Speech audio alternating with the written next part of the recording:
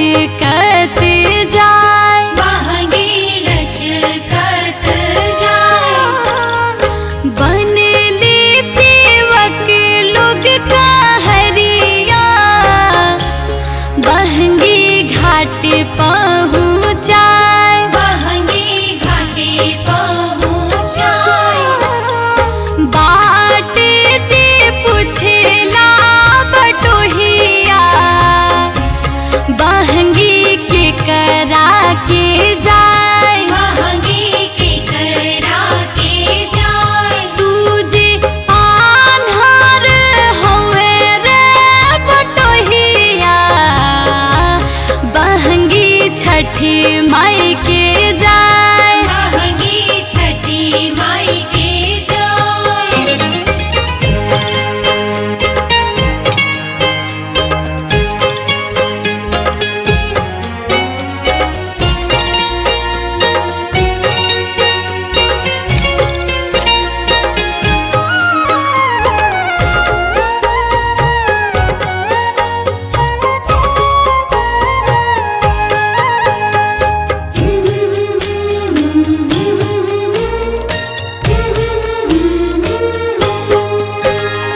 हमरो दुलरुई छठिया मैया, जेकर महिमा अपार, जेकर महिमा अपार।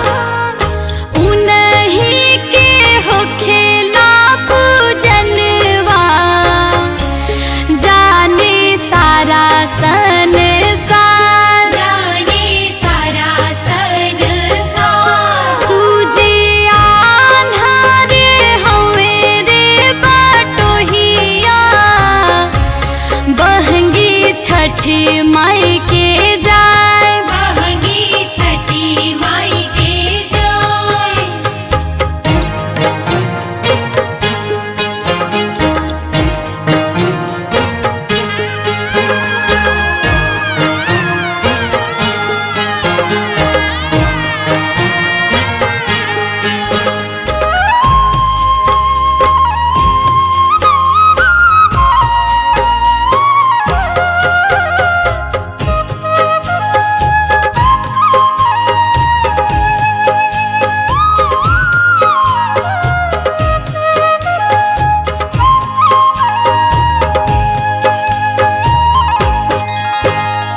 हंसी हंसी पूछेला बटोहिया, बहंगी कथिए भराए, बहंगी कथिए भराए।